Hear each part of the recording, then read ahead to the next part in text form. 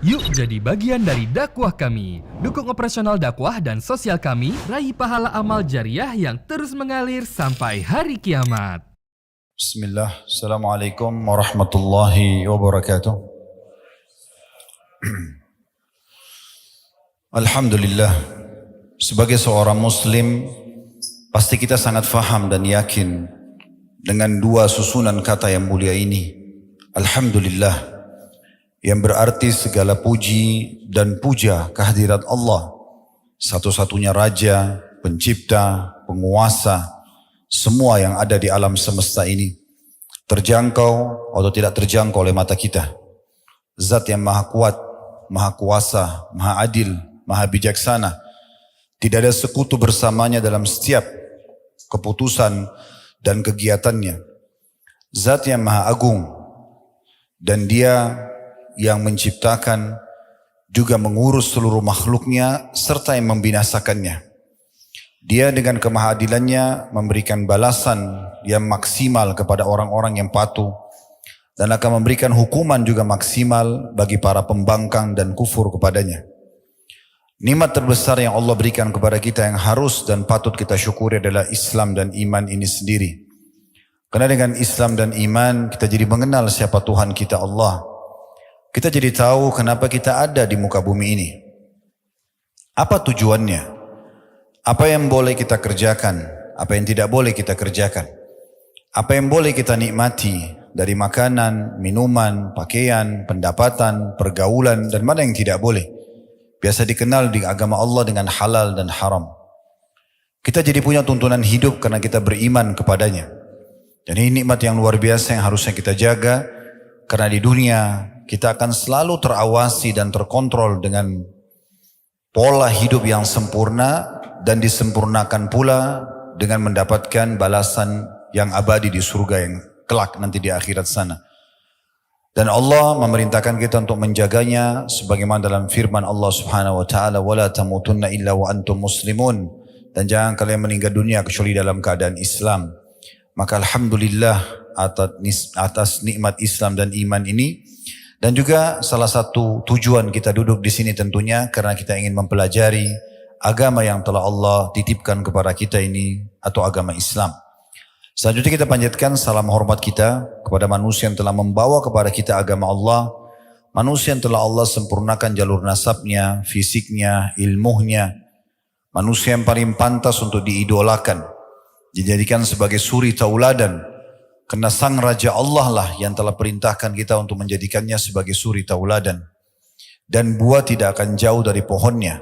Kalau ingin sukses menjadi seorang suami, orang tua, anak, sahabat, pedagang, politikus, atau apapun yang dikejar sebagai prestasi oleh manusia di muka bumi ini, maka tentu saja manusia ini telah mencapainya. Dan buah tidak akan jauh dari pohonnya, artinya kita akan mirip mendapatkan kesuksesan juga sebagaimana beliau mendapatkannya. Dan mengucapkan satu kali salam hormat kepadanya akan dibalas oleh Allah dengan 10 rahmat. Dan ini sebuah karunia yang luar biasa karena rahmat Allah meliputi segala sesuatunya. Pengampunan dosa, peninggian derajat, pemenuhan kebutuhan dan solusi dari permasalahan-permasalahan kita. Oleh karena itu sangat wajar setelah memuji Allah, alhamdulillah, kalau kita tidak henti-hentinya selalu mengucapkan salawat dan taslim kepada Nabi besar Muhammad sallallahu alaihi wa ala alihi wa sahbihi wasallam. Pertama-tama saya akan menjalankan hadis Nabi sallallahu alaihi wasallam, "Man lam yashkurun nas la yashkurullah." Siapa yang tidak berterima kasih pada manusia maka belum berterima kasih kepada Allah. Saya mengucapkan jazakumullahu khairan kepada semua teman-teman pengurus Masjid Abdullah dan juga pengelola komplek yang ada masjid ini tentunya. Kemudian semua teman-teman yang menjadi penyebab terlaksananya taklim kita ini. Semoga Allah ikhlaskan niat. Begitu juga tentu semua jemaah yang hadir. Yang Masya Allah saya dengar kapasitasnya melebihi yang tadinya dijadikan target oleh teman-teman panitia. Semoga Allah ikhlaskan niat kita semuanya sehingga betul-betul saya dan teman-teman semua di majelis ini diberkahi oleh Allah Subhanahu wa taala, ilmunya, waktunya, mungkin ada yang mengeluarkan juga energi, harta, diganti oleh Allah Subhanahu wa taala dengan balasan yang sempurna di timbangan amal nanti pada hari kiamat. di mana setiap orang sangat membutuhkan tambahan amal dan juga menjadi penyebab tingginya derajat kita di surga. Allahumma amin. Dan juga selanjutnya saya ingin menyampaikan poin yang tidak kalah penting. Saya duduk di sini, saudaraku seiman, bukan karena saya lebih faham dan lebih tahu daripada Anda semuanya, tanpa mengurangi penghormatan kepada para asatidzah, para duat, dan teman-teman semua ada di sini. Saya karena memang diminta untuk mengisi pengajian, maka saya duduk di sini. Dan kita sama-sama belajar. Bagi seorang muslim, tidak ada batas untuk belajar. Dan tidak ada namanya ini adalah level maksimal sebagai seorang alim atau orang yang sedang menuntut ilmu ataupun orang yang sudah sampai tingkat mengajar. Karena kita akan terus belajar. Kita akan terus belajar sampai nanti ajal datang. Karena memang pondasi agama kita adalah ilmu. Mari kita ikhlaskan niat kita teman-teman sekalian. Kalau tadi ada yang datang hanya karena ajakan temannya, hanya karena ingin tahu, ya, misalnya testimoni saja, atau hanya karena ingin seremoni, meramaikan majelis, atau apapun, kalau ada indikasi-indikasi yang sifatnya duniawi, diubah di detik ini, niatnya ikhlas karena ingin menghadiri majelis ilmu dan mengejar keutamaannya. Sungguh luar biasa keutamaan ilmu. Ibnu Qayyim rahimahullah menyebutkan lebih dari 100 keutamaan menuntut ilmu. Di antara riwayat-riwayat yang mulia dan kami dengarkan dari guru yang mulia Dr. Sulaiman Rahili hafizahullah di saat beliau mengingatkan tentang majelis ilmu, sebuah riwayat, siapa yang keluar ikhlas ingin menuntut ilmu karena Allah subhanahu wa ta'ala, dicatatkan baginya pahala haji lengkap. Belum lagi hadis-hadis yang sahih yang disebutkan oleh para ulama hadis dinukil tentang masalah orang yang keluar ikhlas menuntut ilmu, maka seperti mujahid di jalan Allah, dinaungi oleh para malaikat dengan sayap-sayapnya karena ridho dengan perbuatan mereka. Mereka mendapatkan rahmat dari Allah subhanahu wa ta'ala dan sekian banyak ya, yang bisa kita kejar keutamaannya, dan memang seharusnya seorang muslim beribadah seperti itu. Yang ketiga teman-teman sekalian, kalau ada yang kami sampaikan nanti benar dari Allah subhanahu wa ta'ala, maka terima dan amalkan. Majelis ilmu tujuannya untuk mendapatkan ilmu dan diamalkan. Kita tidak perlu dengar dan tahu dari siapa, tapi apa yang disampaikan. Kalau itu benar, kalau Allah, kalau Rasul, dan juga didukung dengan perkataan dan perbuatan para kaum salafus salih, dimulai dari para sahabat, turun-temurun kepada tabi'in, tabi'in dan seterusnya, maka kita terima. Dan kalau ada yang keliru dari penyampaian saya, mungkin karena saya manusia biasa, tolong dimaafkan, tapi semoga tidak terjadi tentunya. Ini mungkin yang ingin saya sampaikan di pembukaan kita. Dan insya Allah pada kesempatan ini kita akan membahas tafsir surah Al-A'raf, surah nomor 7 di ayat 96. Dimulai dari ayat 96. Karena kita akan membahas tentang masalah kunci keberkahan dari langit.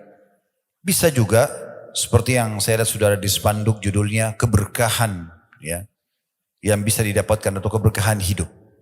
Saya akan bacakan dulu firman Allah subhanahu wa ta'ala yang menjadi landasan bahasan kita.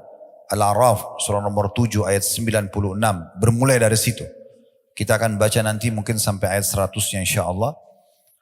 Allah berfirman, walau anna ahlal qura amanu wattaqaw lafatahna alaihim barakatim minas sama'i wal ard walakin kazzabu fa'akhadnahum bima kanu yaksibun.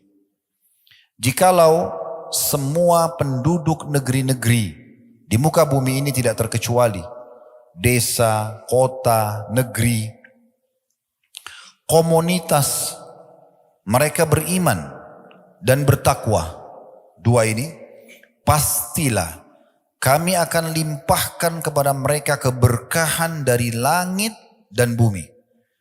Tetapi sayangnya mereka mendustakan atau meragukan ayat-ayat kami, sehingga kami siksa mereka disebabkan dengan perbuatan mereka itu. Di sini kita bisa perhatikan bagaimana Allah subhanahu wa ta'ala membagi ayat ini menjadi dua bagian. Bagian yang pertama adalah Allah menyampaikan kepada kita tentang syarat untuk mendapatkan keberkahan. Dan makna keberkahan dari langit dan bumi adalah kecukupan. Kalau kita mau mudah fahami rezeki, akan kita dapatkan dari langit dicurahkan dan dari bumi dikeluarkan. Nanti akan kita bacakan dari beberapa buku tafsir apa yang dimaksudkan dengan keberkahan di sini. Maka syaratnya adalah beriman dan bertakwa. Itu bagian pertama. Kemudian bagian yang kedua adalah lawannya atau rivalnya. Sebaliknya, kalau mereka mendustakan, tidak beriman, mereka tidak bertakwa, tidak tunduk kepada Allah Subhanahu wa taala, maka kami akan siksa mereka. Berarti kita nggak punya opsi. Opsinya beriman dan bertakwa, maka akan dapat keberkahan, atau kufur, maka akan disiksa. Ini bagian utama daripada ayat ini. Kita akan fokus teman-teman sekalian sebenarnya ke bagian pertamanya. Karena kita sedang bahas masalah keberkahannya. Apa yang kita dapatkan kalau kita memenuhi dua syarat tadi, kita beriman dan bertakwa kepada Allah Subhanahu wa taala. Walaupun kita tetap akan singgung potongan keduanya, yaitu tentang masalah bagaimana kalau orang kufur dan akhir daripada akibat kehidupan atau kekufuran mereka. Saya akan coba bacakan dulu beberapa tafsir yang dinukil dari buku-buku tafsir berhubungan dengan masalah Al-A'raf ayat 96. Misal, dinukil, kita ambil sebagian karena buku tafsir ada puluhan bahkan ratusan buku tafsir. Ada tafsir Al-Mukhtasar, diterbitkan oleh Markas Tafsir di kota Riyadh, di bawah pengasuhan atau pengawasan Syekh Dr. Saleh bin Abdullah bin Humaid, Imam Masjidil Haram, Mekah. Di tafsir ayat 96 Al-A'raf ini kurang lebih terjemahannya, sekiranya penduduk negeri-negeri itu yang kami mengutus pada mereka rasul-rasul kami kepada mereka, mereka percaya pada ajaran yang dibawa oleh para rasul dan takut kepada Rabb mereka dengan meninggalkan kekufuran dan kemaksiatan serta menjalankan perintah-perintah Allah, niscaya kami akan membukakan untuk mereka pintu-pintu semua kebaikan. Pintu-pintu semua kebutuhan akan dipenuhi dari segala penjuru. Tetapi mereka tidak percaya atau mereka masih ragu. Dan mereka tidak takut tentang siksa Allah kalau mereka berbuat maksiat. Bahkan mereka ada yang mendustakan ajaran yang dibawa oleh para rasul-rasul kepada mereka. Maka kami hukum mereka dengan azab yang datang secara tiba-tiba akibat dosa-dosa yang telah mereka perbuat. Dalam tafsir yang lain, Zubdatut Tafsir min Fathil Qadir, ditulis oleh Dr. Muhammad Sulaiman Al-Ashkar. Beliau pengajar tafsir di Universitas Islam Madinah.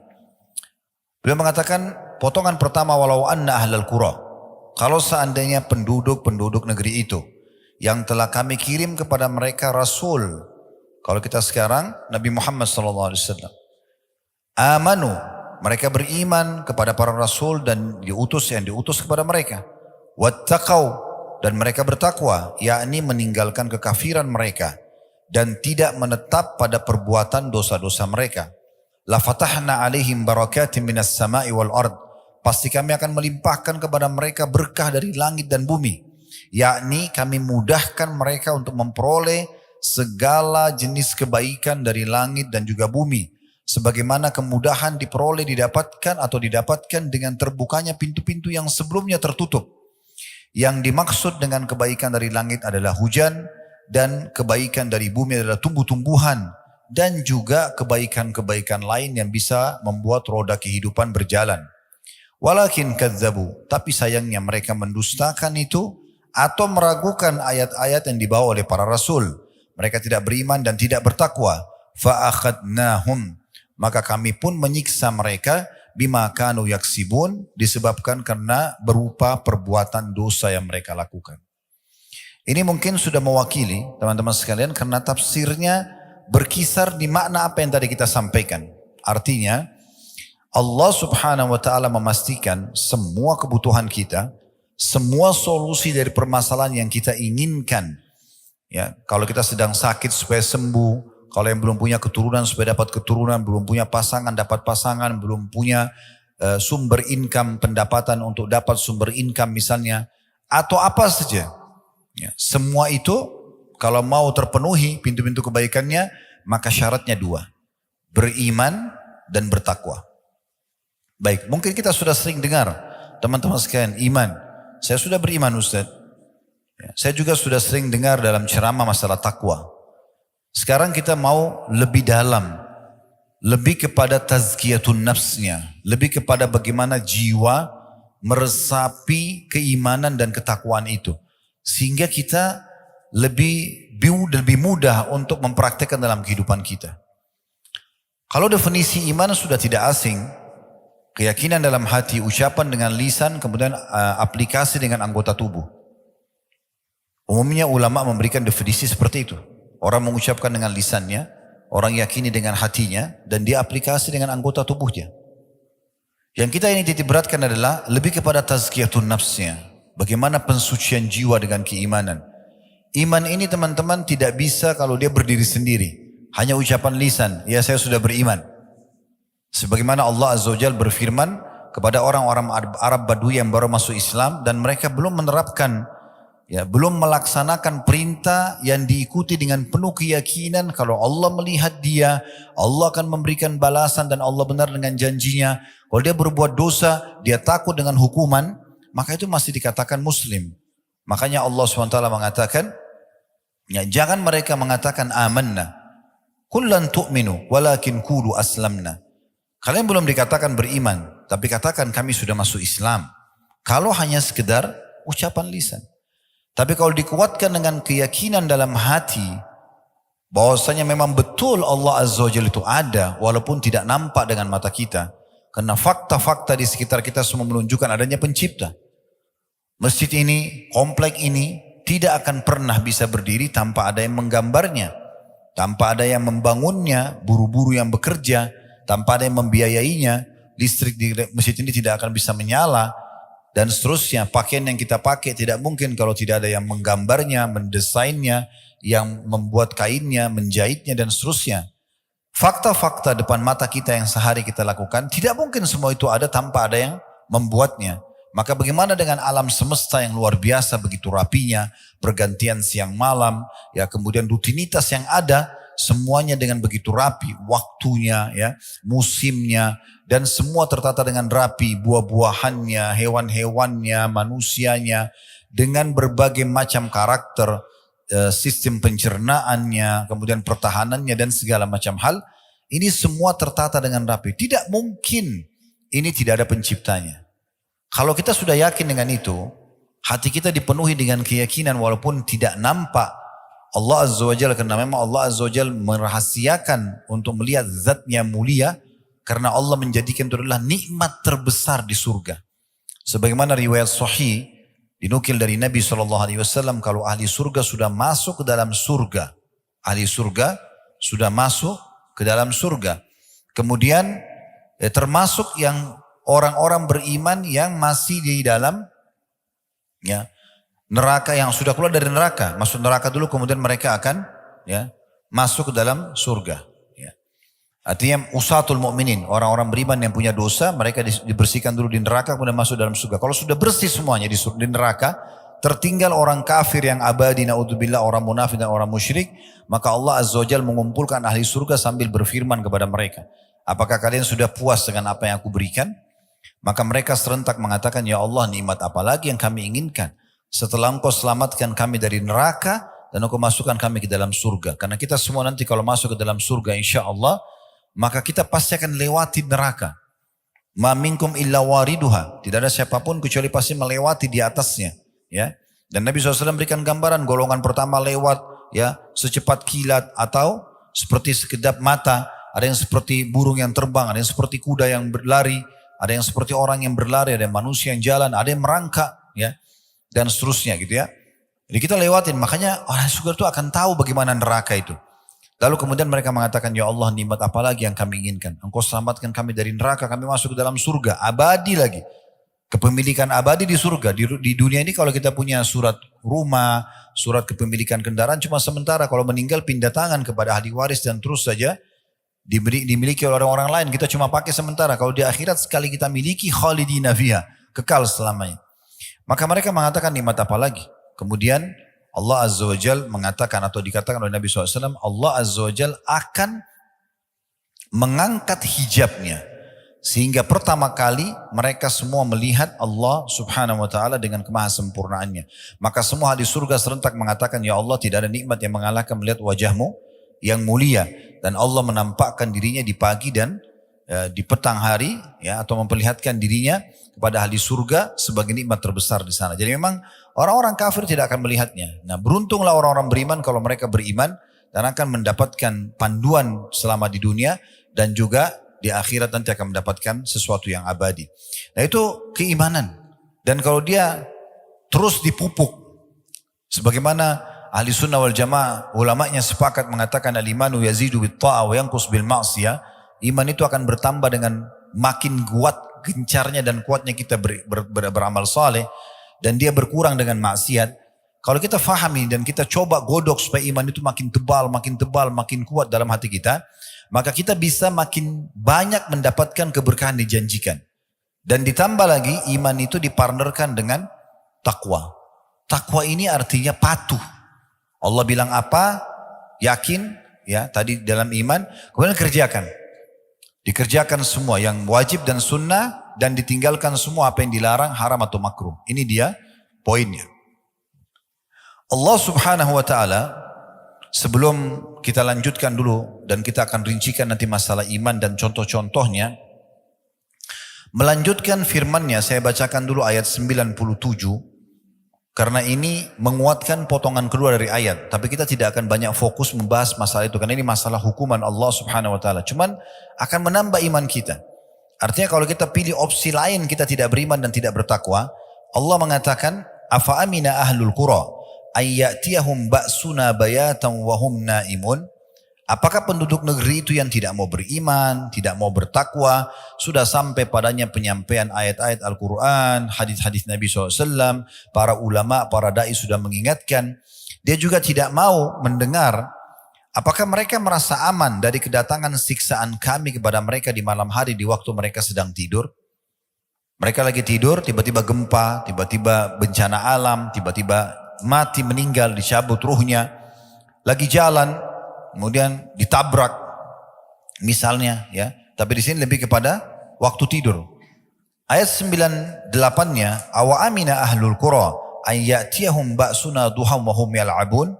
Apakah penduduk negeri itu merasa aman yang tidak beriman dan bertakwa dari kedatangnya siksaan kepada mereka dari kami di waktu duha pada saat mereka sedang bermain-main? Kemudian di ayat selanjutnya 99-nya, afa aminu makrallah fala ya'manu makrallahi illal qaumul khasirun. Maka apakah mereka masih merasa aman dari azab Allah yang mereka tidak dapat menduga-duganya? Tiada yang merasa aman dari azab Allah kecuali kaum yang merugi. Terakhir ayat 100-nya Allah mengatakan, awalam yahdi lil ladina yarithuna al-ardha min ba'di ahliha allau nasha'u asabnahum bidunubihim wa natba'u ala qulubihim fahum la yasma'un. Dan apakah belum jelas bagi orang-orang yang mempusakai suatu negeri sesudah lenyapnya penduduk yang pernah menghuni negeri itu, bahwa kalau kami menghendaki kami azab mereka karena dosa-dosa mereka, dan kami kunci mata hati mereka sehingga mereka tidak dapat mendengar dan mengambil pelajaran. Berapa banyak peringatan-peringatan Allah SWT dari fenomena alam. Di negara kita pernah terjadi longsor, banjir, gempa. Dan sehebat apapun orang itu, dia sulit sekali untuk menyelamatkan diri.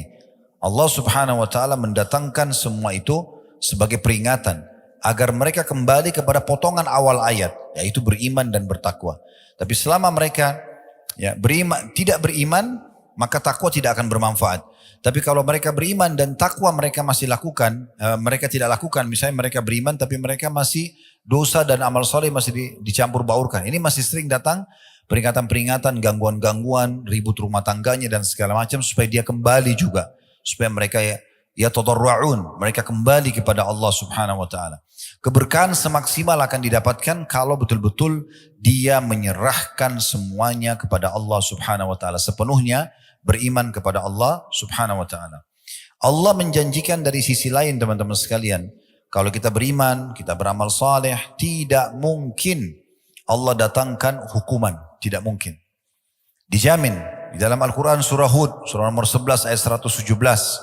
Wa ma kana rabbuka liyuhlikal qura bidzulmin wa ahluha muslihun. Kalau teman-teman lewat ayat ini jangan lewatkan begitu. Kalau baca jangan lewatkan begitu saja. Pegangi sebagai prinsip dan janji benar dari Allah. Surah Hud surah nomor 11 ayat 117. Wa ma kana rabbuka liyuhlikal qura bidzulmin wa ahluha muslihun. Tidak akan pernah hai Muhammad, Tuhanmu sekali-kali tidak akan pernah membinasakan negeri-negeri secara zalim. Gak mungkin gempa, longsor, bencana alam datang. Tidak mungkin tiba-tiba rumah tangga itu rusak, kacau, anak tiba-tiba durhaka, tiba-tiba dapat PHK kerja. Gak mungkin.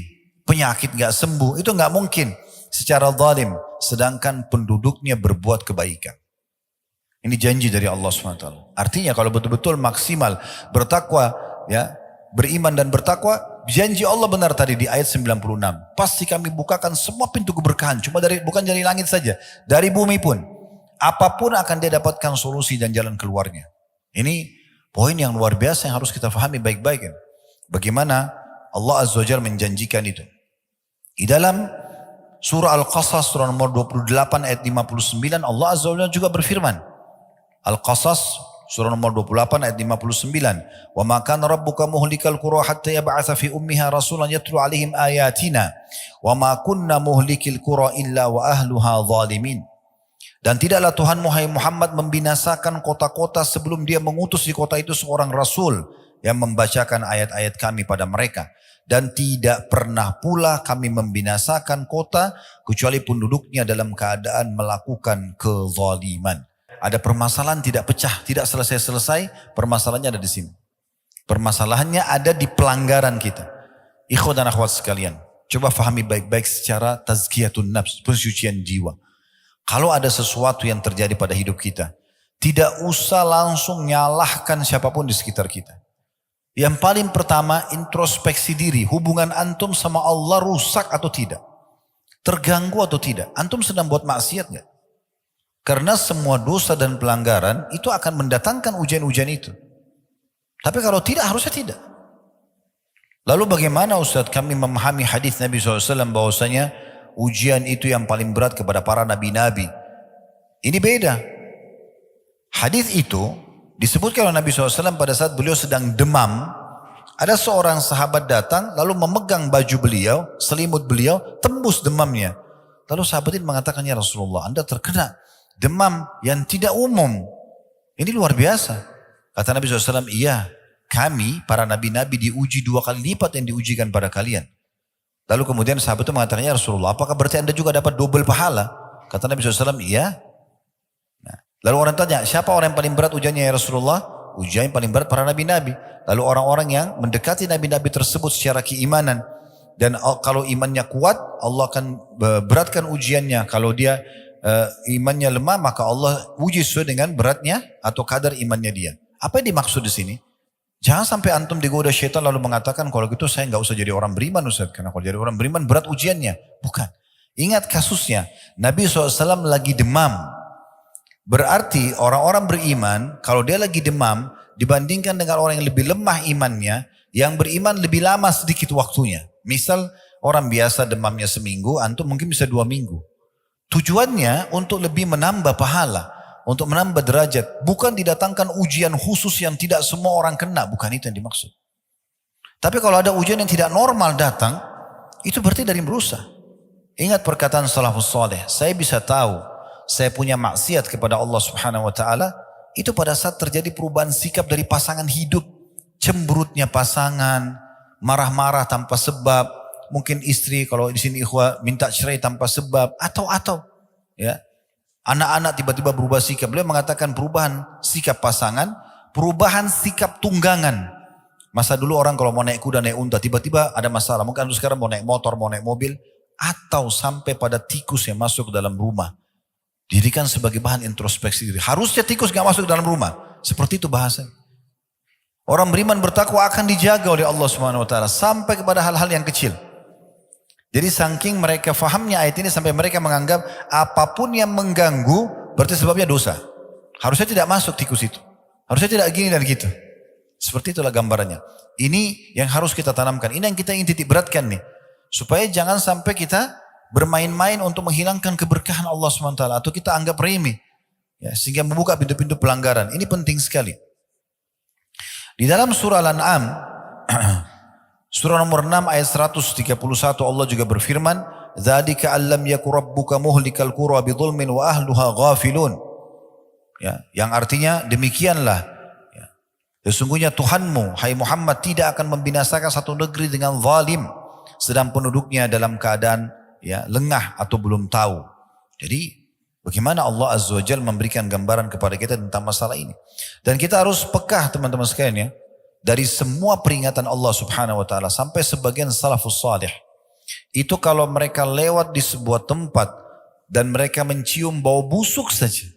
Kita misalnya lewat cium bau busuk saja. Sudah cukup mereka jadikan bahan introspeksi diri. Ada masalah apa ini? Segera istighfar kepada Allah. Dengar kisah Nabi Daud dalam Al-Quran bagaimana? Waktu Allah uji melemparkan bangkai di depan singgasananya beliau. Tanpa pakai tanya siapa yang lempar bangkai itu, kenapa ada di sini. Padahal waktu itu beliau seorang raja. Pertama introspeksi diri. Langsung beliau sujud dan tidak mau angkat kepalanya. Sampai Allah datangkan Jibril mengatakan itu adalah ujian saja datang kepadamu. Mereka jadikan sebagai bahan introspeksi diri. Kita subhanallah kadang-kadang kelewatan sholat subuh misalnya berjamaah atau kelewatan sebuah jenis ibadah kita anggap biasa. Seakan-akan itu hanya hal yang biasa. Padahal sebenarnya Abdullah bin Umar mengatakan, radhiyallahu anhu, saya tahu kalau saya melakukan sebuah pelanggaran dosa kecil sudah cukup mengharamkan saya untuk sholat berjamaah subuh di masjid 1 bulan. Sampai mereka kadang-kadang menggantikan apa yang tertinggal dari ibadah itu dengan ibadah yang lainnya. Kata Abdullah bin Umar radhiyallahu anhu, saya pernah tertinggal sholat subuh berjamaah sekali, maka saya bersedekah sekian ribu dirham. Umar bin Khattab pernah radhiyallahu anhu pernah membeli sebuah kebun kurma, lalu beliau datang dalam kebun itu karena ada mata air, rindam sekali, kemudian buahnya ranum. Beliau sampai luput sholat asar, lewat asar, nggak tahu waktunya. Ya. Selepas beliau keluar dari kebun, baru mau sholat asar, orang sudah bubar. Maka Umar mensedekahkan kebunnya itu di jalan Allah SWT sebagai tebusannya. Kita subhanallah kadang-kadang hanya tidak sholat, setelah sholat hanya kena minumannya atau makanannya, atau hanya ngobrol sama sahabatnya, atau urusan bisnisnya, dia dianggap itu adalah biasa. Betul ujian dari Allah SWT. Coba pakai ini ya. Ada orang datang kepada Hasan Basri bilang begini. Anda mengatakan dan mengajarkan kepada umat, kalau orang buat maksiat akan diuji. Akan datang hukuman Allah Subhanahu wa ta'ala. Tapi saya selama ini tidak rasakan ada hukuman. Saya oke-oke saja gitu. Maka Hasan Basri mengatakan, kalau kau anggap hukuman Allah belum datang, kamu keliru. Bahkan kemungkinan besar hukuman Allah yang paling berat sudah datang padamu. Heran orang itu. Dia bilang, saya belum merasakan. Karena orang ini berpikir hukuman itu hanya selalu rasa sakit di badan saja. Maka Hasan Basri menanyakan, apakah selama kau buat maksiat ini, lalai dari Allah, kau bisa sholat malam? Dia bilang tidak. Apa kau bisa baca Quran? Dia bilang tidak. Apakah selama ini kau jadi rutin bakti sama orang tuamu? Tidak. Apakah kau bisa baca Quran? Tidak. Zikir? Tidak. Semua tidak. Kata Hasan Basri, itulah ujian yang paling berat. Karena Allah Subhanahu wa ta'ala kalau tidak mencintai seorang hamba, dia akan buat dirinya hamba itu lalai. Dan dalam hadis yang sahih yang lain kata Nabi SAW, sesungguhnya Allah kalau cinta seorang hamba, Allah akan menggunakan dia. Kata para sahabat, ya Rasulullah, bagaimana Allah menggunakannya? Allah akan sibukkan dia dengan amal saleh yang dengannya Allah akan tutup hidupnya. Dan ini poin-poin betul-betul harus kita fahami. Dan peka teman-teman sekalian ya. Makanya Allah Azza wa Jalla berfirman dalam surah At-Taubah, surah nomor 9 ayat 126. Yang bunyinya, awala yarawna annahum yuftanuna fi kulli amin marratan aw marrataini thumma la yatubuna wala hum yadhakkarun. Dan tidakkah mereka memperhatikan bahwa mereka diuji sekali atau 2 kali setiap tahun, dan mereka tidak juga bertaubat dan tidak mengambil pelajaran. Jadi harusnya kita peka itu, ada ujian-ujian datang ya. Sebagian salaf kalau datang kakinya kesentuh batu saja, innalillahi wa inna raji'un, mau keluar rumah tiba-tiba hujan, dia nggak bisa, janjinya bisa batal, innalillahi wa inna raji'un. Mereka luar biasa pekanya, menganggap semua yang tidak disukai berarti ini ada urusannya dengan masalah pelanggaran-pelanggaran yang dilakukan. Nah seperti itu. Antum kalau sudah bisa sampai pada level ini level keimanan. Dan iman ini sudah dirasakan nikmat sekali kalau sudah sampai pada tingkat itu. Dan ini teman-teman sekarang harus dipupuk, harus dibiasakan. Tadi kita sudah bilang kaidahnya, iman itu bertambah dengan ketaatan, berkurang dengan kemaksiatan. Nah seperti itulah. Dan juga teman-teman sekalian, kita coba angkat bagaimana Abdullah bin Mas'ud radhiyallahu anhu dinukil oleh At-Tabari dalam tafsir beliau di jilid 17 halaman 478 bahwasanya pernah Abdullah bin Mas'ud datang ke atau tinggal lewat di Kufah. Kota Kufah ini salah satu kota di Irak. Dan pada saat itu ya terdengar suara guntur yang sangat keras. Maka beliau langsung menengadahkan wajahnya ke langit sambil mengatakan dengan suara keras agar orang dengar, wahai sekalian manusia, sesungguhnya Allah Tuhan kalian ya di atas sana menginginkan kalian segera bertobat kepadanya, maka segeralah kembali kepada Allah. Dalam riwayat lain Abdullah bin Zubair radhiyallahu anhu ya. Abdullah bin Mas'ud tadi itu ya terjadi gempa, maka beliau mengingatkan orang bahwasanya Tuhan kalian menginginkan kalian tobat ya sesegera mungkin sebelum datang siksaan yang lebih berat. Kalau itu tadi dimungkin oleh Tabari. Kalau perkataan tadi yang saya sampaikan itu adalah perkataan Abdullah bin Zubair radhiyallahu anhu dalam kitab Zadul Masir fi Ilmu Tafsir di jilid 2 halaman 486 waktu mendengarkan guntur beliau mengatakan innahu wa'idun syadidun di ahlil ard. Sesungguhnya ini peringatan yang sangat keras dan jelas juga tegas bagi semua penduduk bumi agar mereka segera kembali kepada Allah Subhanahu wa taala. Baik teman-teman sekalian, kita coba lebih dalami masalah keimanan ini dan ketakwaan itu dengan kisah. Saya coba mencari kisah-kisah yang unik mungkin masih jarang orang dengar ya. Tapi mudah-mudahan saya saya yakin mungkin tidak asing bagi antum, tapi mungkin masih tidak terlalu sering diangkat. Kalau pernah dengar nama sahabat yang mulia ini Abdullah ibn Huzafah radhiyallahu anhu. Sayang sekali, mungkin di antara guru-guru yang mengajar kaum muslimin, kisah-kisah seperti ini tidak dijadikan sebagai kisah heroik, kisah yang harus selalu disampaikan agar bisa membakar keimanan kita. Abdullah bin Huzafah radhiyallahu anhu dari awal dia mengenal Islam, mencapai tingkat level iman yang tertinggi. Dengan cara mempelajari Al-Quran, mempelajari hadis Nabi SAW, sahabat Nabi yang mulia. Nabi SAW pernah menugaskan dia untuk mengantar surat ke Kisra.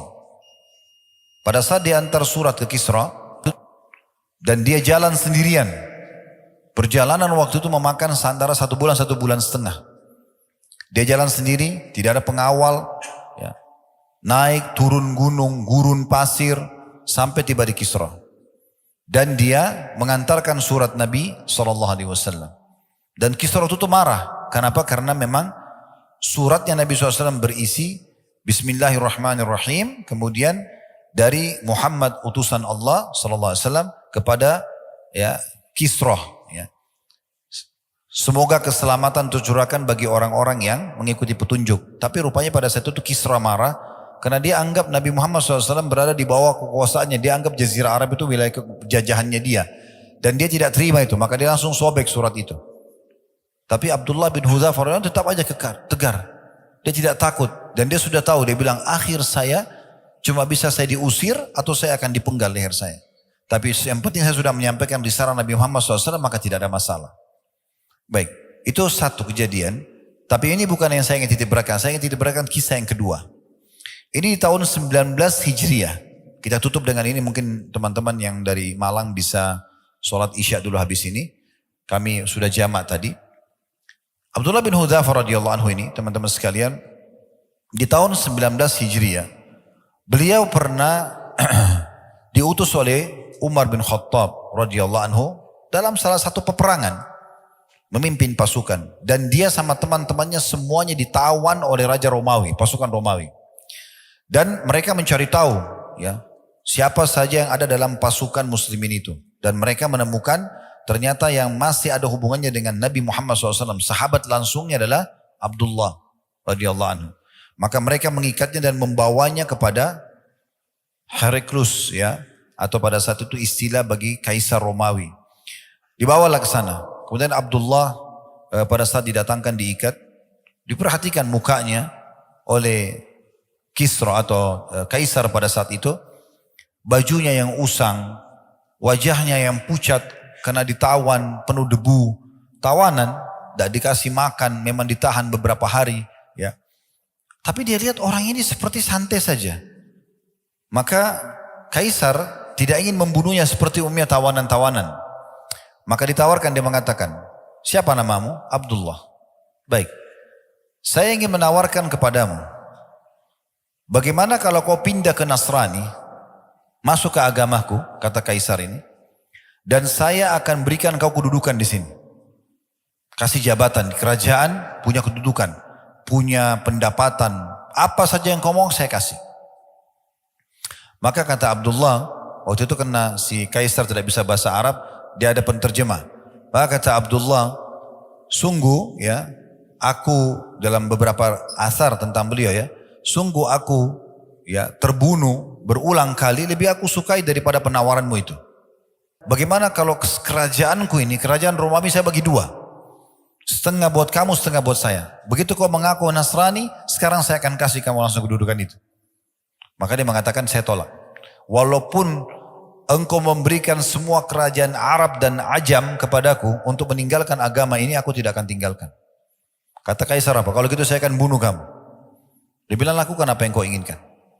Disuruh ikat, ditaruh di tiang salib. Lalu kata Kaisar kepada para pemanahnya, jangan lukai dia. Tapi lempar anak panah di sekitar tangannya. Supaya dia takut saja. Dilempar, sambil dilempar panah tersebut, sambil ditawarkan kembali Nasrani. Tetap ditolak. Kaisar bilang lempar di arah kakinya. Dilempar tapi tetap saya tidak mau. Hanya disuruh turun. Kemudian Kaisar menyuruh mendatangkan satu kuali besar. Isinya minyak yang sengaja dipanasi dengan api. Dipikul oleh banyak orang, ditaruh di atas api lalu mendidih. Kemudian dibawalah dua orang dari tawanan muslim. Dilempar ke dalam api panas itu. Baru masuk beberapa detik sudah keluar tinggal tulang-tulang saja karena panasnya minyak itu. Di depan mata dia. Kita bayangkan satu bejana besar dipanasin dengan api. Bejananya panas, minyaknya panas mendidih lalu dilempar dari kita ke situ. Ini ujian yang luar biasa. Maka diperlihatkan dua orang itu. Lalu Kaisar bilang, kalau kau tidak mau pindah Nasrani saya akan bunuh kau seperti dua temanmu itu. Kata Abdullah, silahkan lakukan. Digiringlah Abdullah menuju ke minyak itu.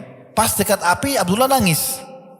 Kata prajuritnya, dia nangis. Kita lapor dulu kepada Kaisar. Dilapor. Wahai Kaisar, dia sudah nangis. Kata Kaisar, kembalikan ke saya. Mungkin sudah lunak hatinya. Begitu didatangkan, kata Kaisar, kenapa kau menangis? Dia bilang, saya menyesal karena saya cuma punya satu nyawa. Saya berharap punya nyawa sejumlah helai rambut saya. Semuanya dilempar ke minyak itu supaya semuanya mati di jalan Allah. Kaisar jadi putus asa. Nggak tahu dia harus buat apa dengan orang ini. Mau dibunuh pun tidak ada masalah. Nangisnya hanya karena punya satu nyawa. Gitu kan? Itu luar biasa.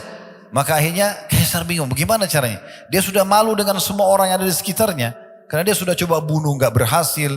Dia coba takut-takuti nggak berhasil. Maka akhirnya Kaisar mengatakan apa? Begini saja. Apa kau mau untuk mencium kepalaku? Mencium kepala ini penghormatan gitu. Cium kepala saya akan bebaskan kamu. Abdullah sempat berpikir dalam beberapa asar dia katakan, saya mencium kepala musuh Allah ini, tapi kalau untuk saya bebas dan dia mau menerima syarat saya untuk bebaskan tawanan muslimin, saya akan terima. Lalu Abdullah mengatakan, bagaimana dengan tawanan muslimin, apakah kau akan bebaskan juga? Kata Kaisar, iya, kalau kau cium kepala saya, kamu dan semua saya akan kasih. Maka akhirnya dia cium kepalanya Kaisar, lalu dibebaskan dia dengan tawanan muslimin, bahkan dikasih banyak sekali. Dalam beberapa riwayat dikasih sekian ratus kain baju kehormatan, dikasih sekian peti emas, banyak dia bawa pulang. Jadi seakan-akan dia ini membawa ganimah, harta rampasan perang dari perbuatan dan sikapnya tadi. Sampai sebagian ulama menanggapi mengatakan bukan mustahil, Kaisar itu sebenarnya mungkin masuk Islam dan seperti keadaannya ya Najasyi yang menyembunyikan keislamannya. Karena tidak masuk akal dia menyelamatkan Abdullah dan dia berikan segala pemberian ini. Itu berarti kemungkinan ada sesuatu di situ. Tapi kasusnya adalah Abdullah ini pulang ke Madinah menceritakan kepada Umar bin Khattab, lalu Umar mengatakan apa? Sangat pantas untuk semua muslim mencium kepalanya Abdullah dan saya akan memulainya karena dia telah menjaga kemuliaan agama ini. Ini contoh keimanan. Seseorang di antara kita di masa sekarang hanya takut meninggalkan pekerjaannya. Masih ada pekerjaan yang lain. Subhanallah, tidak mau tinggalkan. Lalu mau bicara masalah keimanan.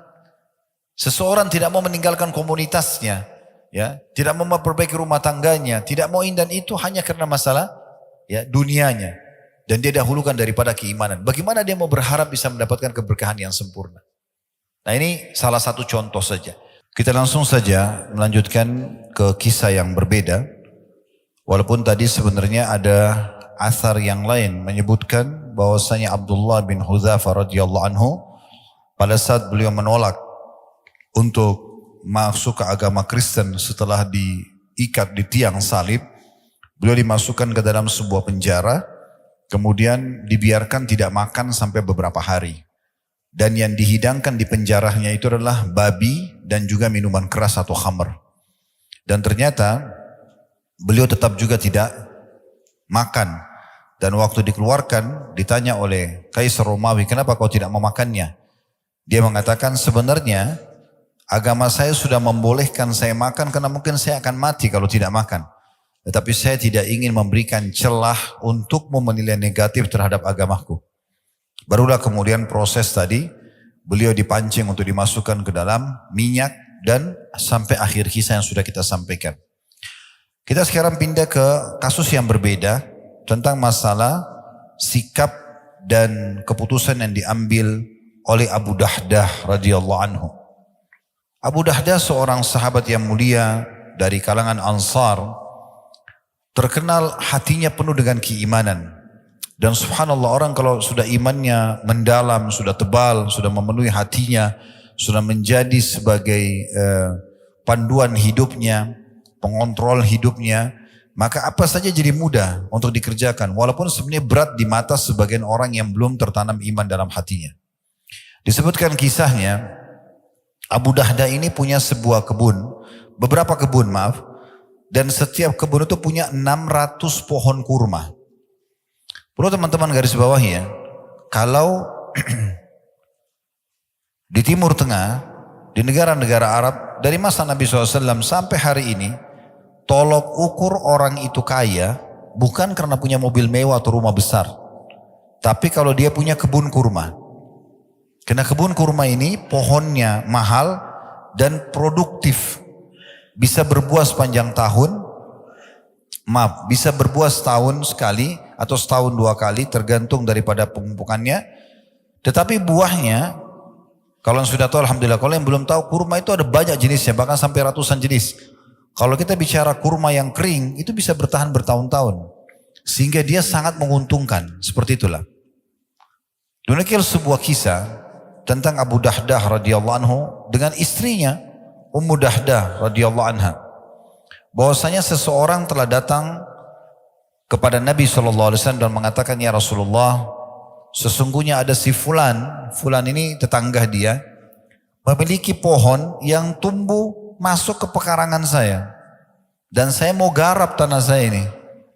Kalau pohon itu ditebang, minta dia tebang nggak mau, minta dia berikan kepada saya juga nggak mau. Jadi tolong bantu saya, minta pohon itu buat saya ya Rasulullah. Maka Nabi SAW panggil orang yang punya pohon kurma yang satu yang masuk ke tanah orang ini. Kata Nabi SAW, berikanlah satu pohon kurmamu itu untuk dia sesuai dengan perintah saya, dan balasannya kau akan dapat gantinya pohon kurma di surga. Tapi subhanallah, orang ini tidak mau. Dalam kisah ini orang ini tidak mau. Di situ kebetulan ada Abu Dahdah radhiyallahu anhu. Beliau mengatakan, ya Rasulullah, apakah betul yang anda katakan tadi? Maksudnya kalau diganti satu pohon kurma diganti dengan pohon kurma di surga? Kata Nabi SAW, iya. Langsung Abu Dahdah tidak banyak bicara, datang kepada pemilik pohon kurma itu, lalu negosiasinya begini. Mau enggak satu pohon kurmamu saya ganti dengan satu kebun saya, 600 pohon kurma. Ambil semua. Yang penting kasih satu pohon itu buat Nabi. Orang itu kena tamak dengan dunia. Dia punya satu diganti 600 pohon. Dia bilang saya mau. Lalu Abu Dahdah mengatakan, ya Rasulullah, ini satu pohon kurma ya, yang anda inginkan, berikan kepada siapa yang anda inginkan.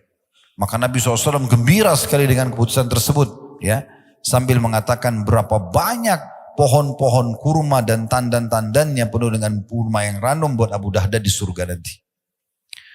Dalam riwayat yang lain dikatakan mirip dengan ini, pernah waktu turun firman Allah Subhanahu wa taala, "Man dzalladzi yuqridullaha qardan hasanan fayudha'ifu lahu adha'afan katsira." Siapakah yang mau meminjamkan kepada Allah dengan pinjaman yang baik, maka Allah akan melipat gandakan balasannya. Maka Abu Dahdah datang kepada Nabi SAW sambil mengatakan, "Ya Rasulullah, apakah Allah akan meminjam dari kami atau dari kita?" Kata Nabi SAW, "Iya." Maka dia mengatakan, "Ya Rasulullah, saya meminjamkan kepada Allah kebun saya yang berisikan 600 pohon kurma untuk Allah. Silahkan, ini semua saya serahkan, Anda bisa atur mau kasih siapa saja ya Rasulullah." Maka Nabi SAW mengatakan berapa banyak pohon-pohon kurma dan tandan-tandan kurma itu buat Abu Dahdah nanti di surga. Coba bayangkan teman-teman sekalian, pernah gak kita berpikir begini? Ada orang butuh bantuan, lagi negosiasi sama orang lain, kita tidak ada hubungannya sama sekali. Lalu kita datang, kita tengahi. Karena orang tadi si A sama si B, si A minta sesuatu dari si B gak mau kasih.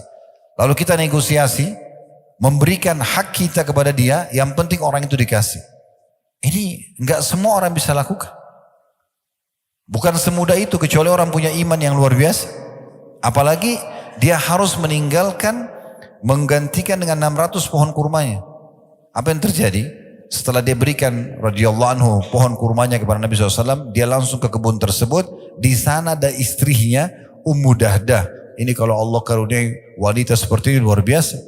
Makanya Nabi SAW mengatakan, "Ad-dunya mata' wa khair mata' mar'atus salihah wa khairu mata'uha mar'atus salihah." Dunia ini semua perhiasan dan sebaik-baik persen adalah wanita yang salihah. Maka Abu Dahdah begitu masuk pintu kebun kurmanya langsung mengatakan, "Wahai Ummu Dahdah, keluarlah dari kebun ini. Karena aku telah menyerahkan kebun ini, meminjamkannya kepada Allah, Tuhan alam semesta." Maka Ummu Dahdah dengan senyum menyambut suaminya sambil mengatakan, "Sungguh perniagaan yang menguntungkan." Lalu Ummu Dahdah keluar sambil membawa anaknya. Dalam riwayat lain, anaknya dan Ummu Dahdah kebetulan mengambil beberapa butir kurma di situ sebelum datang Abu Dahdah dan sempat mengantonginya, dan anaknya juga lagi mengunyah kurma. Pada saat itu Ummu Dahdah mengeluarkan semua yang mereka sudah kantongi untuk dibawa pulang kurma yang sebelum Abu Dahdah datang, dan juga mengeluarkan kurma yang dari mulut anaknya, kemudian meninggalkan kebun tersebut, menyerahkannya karena Allah Subhanahu wa taala. Siapa yang bisa mengerjakan teman-teman ini kecuali kalau orang punya iman?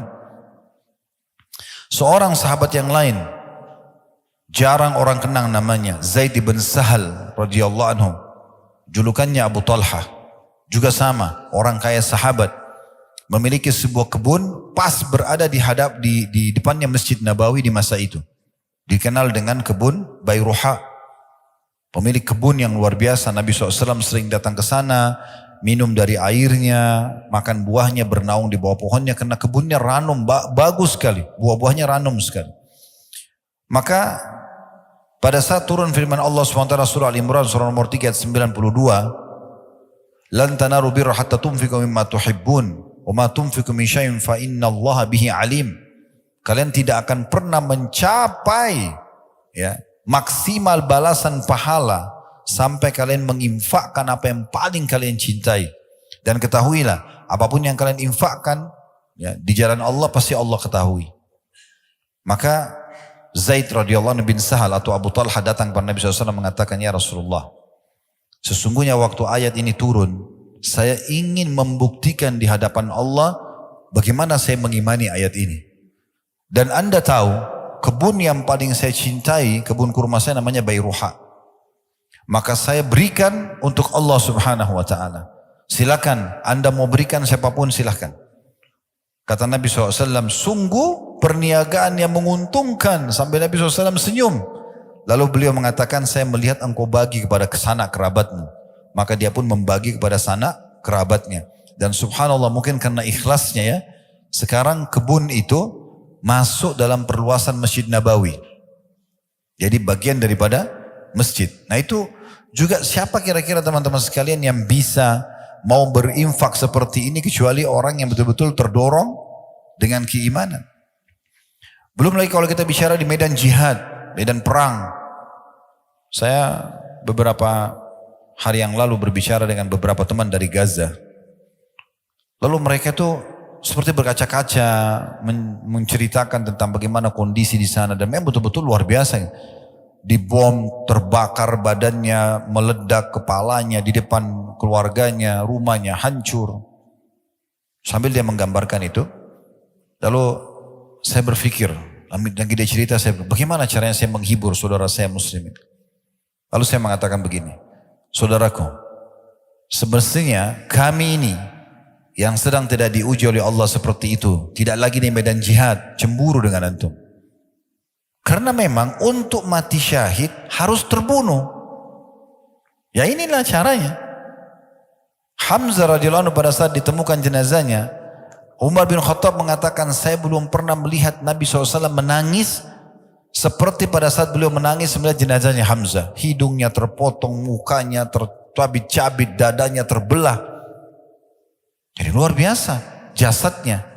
Bagaimana Abdullah bin Haram radhiyallahu anhu di perang Uhud, kepalanya bocor, dihantam oleh musuh. Bagaimana Anas bin Nadhr radhiyallahu anhu, pada saat beliau masuk menyerang sendirian 2.800 pasukan Quraisy di perang Uhud, sendirian, dan beliau menembus pasukan itu dan tidak ditemukan satupun kecuali potongan badannya, kecuali cuma jempol tangannya yang dikenal oleh adik atau kakak perempuannya saja. Terbakar semangat mereka untuk mau menyerahkan nyawa mereka. Saya bahasakan, memang begitu orang kalau mau mati syahid, ya mati memang. Dan mati memang harus begitu, dibunuh oleh musuh. Ya tidak ada namanya mati itu ditampar mati, atau cuma dicubit. Ya dipenggal lehernya, ya ditusuk badannya, ya dibom kepalanya, memang begitu. Tetapi hiburannya adalah Nabi SAW bersabda, semua orang yang mati syahid tidak akan merasakan sakit kecuali seperti cubitan, kecuali seperti cuma cubitan saja. Mau dia kena bom, mau dia kena strum, mau dia dipenggal lehernya, sama. Ada satu ibu menceritakan di Gaza, anaknya subhanallah lagi lari menuju ke ibunya, kena bom dari atas, meledak kepala anak itu di depan mata ibunya. Ibunya sedih, depan mata dilihat, ini seorang ibu lagi, terbawa dengan perasaannya. Subhanallah, dia sedih, diwawancarai, dia bilang semoga ya Allah berhentikan ini dan segala macam, orang yang sedih. Malam harinya anak ibu ini mimpi dan dia menceritakan keesokan harinya, dan itu juga dinukil di media sekarang. Malam hari dia mimpi Allah datangkan anaknya, anaknya seakan-akan berlari pada dia, tapi mengalihkan jalan menuju ke taman surga, langsung masuk ke surga, dan ibu itu melihat surga. Lalu ibu ini mengatakan, saya sempat tanya anak saya tapi dalam mimpi nggak bisa diatur. Apa kau rasa sakit pada saat kena bom nak? Dia bilang hanya seperti cubitan saja. Ini yang sekarang lagi terjadi di hari-hari kita. Allah subhanahu wa ta'ala memang menguji iman seseorang dan ketakwaannya.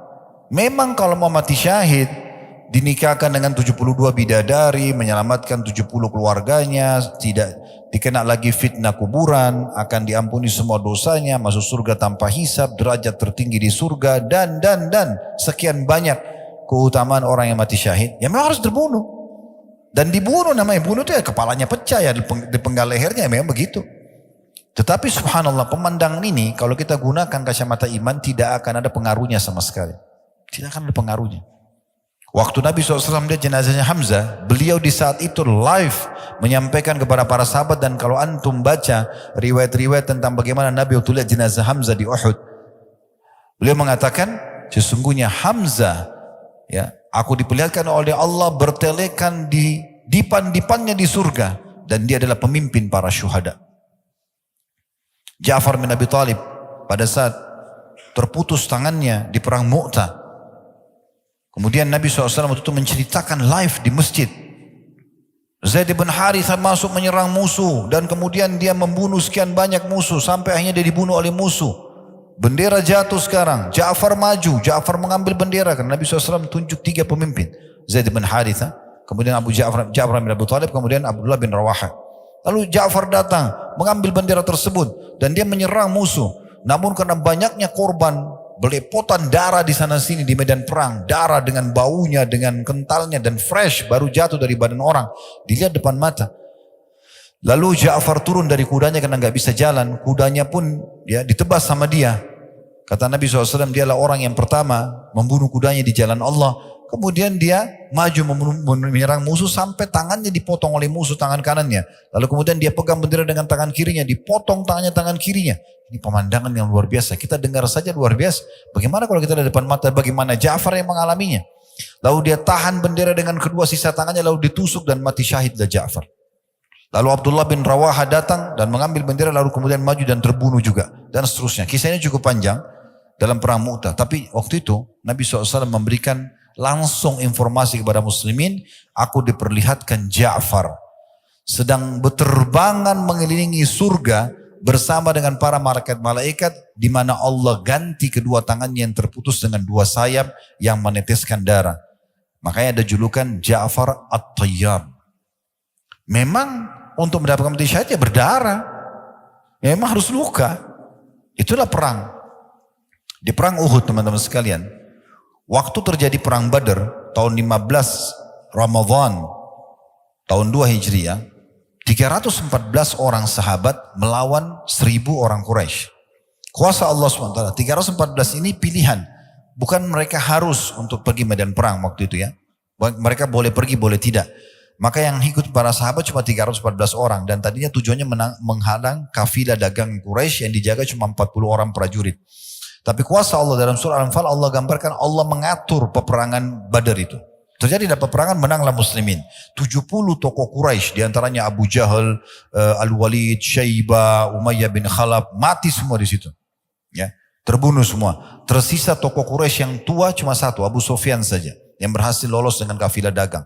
Dan digambarkanlah bagaimana malaikat turun, ya, bagaimana muslimin berhasil membunuh mereka, bagaimana para syuhada, ya, disampaikan Nabi SAW, mereka bertemu dengan Allah, mereka sangat gembira dengan kematian mereka, dan mereka berharap kembali ke dunia agar terbunuh lagi. Waktu pulang pasukan dari Badar ini, umumnya mereka menceritakan apa yang terjadi. Masyarakat muslim yang ada di Madinah terbakar semangatnya. Wah, ini luar biasa nih. Nanti kalau terjadi perang lagi kita juga mau mati syahid, kita juga mau begini, kita juga mau begitu. 1 tahun setelah itu, 16 Syawal tahun 3 Hijriah hari Sabtu terjadi perang Uhud. Waktu terjadi perang Uhud, kuasa Allah Subhanahu wa taala di awal peperangan muslimin menang, di pertengahan mereka kalah. Waktu mereka kalah, Allah Subhanahu wa taala menurunkan Al-Qur'an setelah perang Uhud. Walaqad kuntum tamannawna al-mauta min qabl faqad ra'aitumuh. Katanya, ya, begitu terjemahan ini mungkin dari saya supaya mudah difahami ya. Awalnya pengen mati syahid semuanya. Ini mati sekarang depan mata kalian sudah lihat. Mana buktikan? Jadi memang begitu. Memang kalau mau mati, mau dapat syahadah, ya harus mati terbunuh. Dan namanya terbunuh ya sudah, korbanin semuanya. Tetapi memang obatnya adalah mereka hanya merasakan sakit seperti dicubit. Dan orang yang dipenggal lehernya, yang kena bom tidak lagi mengatakan aduh kepala saya sakit, aduh saya panas kena bom, nggak ada lagi. Karena orang mati cuma merasakan satu, sakaratil maut, proses pencabutan ruh. Orang beriman mudah, orang kafir susah. Selesai, sesederhana itu kok. Jadi tidak perlu takut mati ya. Ada kisah yang luar biasa dari Anas bin Nadhr tadi yang saya sempat singgung. Beliau waktu pasukan muslimin di perang Uhud mulai terpukul mundur, kalah, dan Ibnu Qami'ah seorang tokoh Quraisy, dia membunuh Mus'ab bin Umair, pemegang benderanya muslimin. Dan kebetulan karena Mus'ab ini orangnya mirip sekali sama Nabi, putih, tinggi badannya, postur tubuhnya, rambutnya mirip sekali, dan pemegang bendera muslimin. Maka Ibnu Qami'ah bunuh Mus'ab bin Umair, mati syahidlah beliau radhiyallahu anhu. Kemudian dia menyebarkan kalau saya telah membunuh Muhammad. Berita tentang matinya Nabi Muhammad SAW ini seperti virus di tengah-tengah pasukan muslimin. Sampai Umar bin Khattab saja, laki-laki yang sangat perkasa, pemberani, dengan Sa'ad bin Mu'ad radhiyallahu anhu yang pada saat meninggal setelah perang Khandaq, Nabi SAW mengatakan goncang arsy-Nya Allah dengan meninggalnya Sa'ad. Ini luar biasa orang ini. Dua orang ini pun karena termakan isu tadi Nabi SAW terbunuh, mereka meletakkan pedang mereka ke bawah, ke tanah, Lalu kemudian mereka pun menunggu apa yang terjadi. Di awal-awal Islam Nabi SAW sudah terbunuh. Maka lewat Anas bin Nadhr di hadapan Umar dan di hadapan Sa'ad bin Mu'ad. Pasukan muslimin sudah terpukul mundur, banyak korban, dan Umar sendiri sudah duduk di tanah sama Sa'ad. Di depan Umar itu, sedikit agak jauh ada 2.800 pasukan Quraisy yang kembali ke medan perang dan meninggikan kembali bendera mereka. Maka Anas lewat, dan Anas ini kebetulan tidak hadir di perang Badr. Dan dia mengatakan, pertemuan pertama Rasulullah SAW dengan Quraisy, pertumpahan darah, peperangan, saya tidak hadir. Kalau terjadi lagi yang kedua kali, saya akan perlihatkan kepada Allah yang terbaik dari saya. Maka betul 1 tahun kemudian terjadi perang Uhud. Dan Anas menunjukkan betul-betul luar biasa keimanannya. Dia mengatakan apa? Ya, dia lewat, kemudian Umar datang. Umar mengatakan, hai Anas, kamu kemana? Kata Anas, saya mencium bau surga di Uhud. Di depan mata musuh, tinggal serang-serangan, saya tertusuk masuk surga, hitungan detik. Maka kata Umar, tapi Rasulullah SAW sudah mati terbunuh. Maka Anas mengucapkan kata-kata yang membangkitkan kembali semangatnya Umar dan Sa'ad. Dia mengatakan, kalau Rasulullah SAW sudah terbunuh, maka bangunlah dan terbunuhlah bersamanya. Kata Umar, kata-kata ini betul-betul mengingatkan kepada kita atau kepada kami, bahwasanya betul ya, kenapa kita harus tinggal diam? Kenapa putus asa? Ayo baju berperang. Setelah terjadi perang Uhud, kata Umar menceritakan kisah ini kepada Nabi SAW, ya Rasulullah, saya dengan Sa'ad berusaha mengejar Anas, kami tidak mampu. Karena cepatnya dia melejit ke musuh dan dia melawan sendiri. Dan tadi dalam riwayat dikatakan, waktu selesai perang Uhud tidak ditemukan potongan tubuhnya kecuali jarinya saja. Dicabik-cabik oleh 2.800 musuh. Itu luar biasa. Bagaimana kekuatan mereka dalam masalah ini. Mungkin kalau kita ingin korek teman-teman sekalian, kisah seperti ini banyak sekali ya. Namun ada satu kisah yang saya ingin tambahkan. Tentu ada kisah yang pernah kami sampaikan, pertandingan duelnya Ali bin Abi Thalib dengan Amr bin Wud dalam perang Khandaq. Kemudian juga banyak kisah-kisah Zubair ya, dengan tokoh-tokoh kesatrianya Yahudi di Khaybar ya. Banyak sekali kisah-kisah yang luar biasa, heroik sekali gitu ya. Kalau kita ingin bahas ini mungkin banyak sekali memakan waktu. Tetapi teman-teman sekalian, saya coba datangkan sekarang kisah selain sahabat. Mungkin ada yang mengatakan sahabat ya hidup bersama Nabi dan seterusnya. Oke, ada generasi setelahnya, tabi'in. Ada seseorang tadinya kafir, orang Persia. Namanya Rafi' ibn Mahran, julukannya Abul Aliyah. Orang ini teman-teman sekalian tumbuh dalam keadaan penyembah api di Persia. Waktu umat Islam berhasil menembus ya Persia di tangan Sa'ad bin Abi Waqqas radhiyallahu anhu, berhasil menembusnya, maka mulailah banyak orang-orang Persia menjadi tawanan perang. Di antaranya Rafi'. Lalu kemudian dia lihat muamalahnya kaum muslimin. Bagaimana umat Islam sangat santun, sangat baik. Di medan perang mereka seperti singa memang. Tapi kalau orang sudah tertawan, mereka menjalankan sabda Nabi SAW. Berbuat baiklah kepada termasuk tawanan-tawanan. Sampai sebagian tawanan kaum muslimin mengatakan, kami menyaksikan sendiri bagaimana mulut-mulut kami dimasukkan roti-roti yang manis, dan kaum muslimin memasukkan ke mulut mereka kurma-kurma yang sudah kering. Saking kita disuruh buat baik pada tawanan. Akhirnya dia masuk Islam. Tapi waktu dia masuk Islam, dia bukan main-main. Dia tahu pondasi dasar Islam ini adalah keimanan. Maka dia mulai menghafal Al-Quran, dia mulai menghafal hadis-hadis Nabi SAW dari orang kafir, ya, masuk iman dalam hatinya sampai menjadi ulamanya tabi'in. Abul Aliyah sampai dalam ilmu hadis dikenal dengan sanad emas. Abul Aliyah kemudian sahabat Nabi lalu Rasulullah SAW. Tadinya orang ini mengambil ilmu dari para tabi'in. Dan beliau tabi'in sendiri. Lalu beliau berkata pada dirinya sendiri, saya kenapa harus belajar dari tabi'in? Kenapa saya tidak belajar dari sahabat langsung? Mulailah dia nukil, belajar dari, dan dia sempat mendapati Abu Bakar di akhir hidupnya. Kemudian juga datang di masa Umar dan mulai belajar dari Abdullah bin Abbas, Abdullah bin Umar, Anas bin Malik, ya, Samurah bin Jundub, dan banyak sekali sahabat-sahabat Nabi yang lain, dan menjadi murid-murid utamanya. Tapi yang jelas teman-teman sekalian, kalau kita ingin korek kisahnya dari awal di panjang lebar, saya akan buat satu serial. Alhamdulillah kita sudah buat serial Sahabat Tabligh Akbar.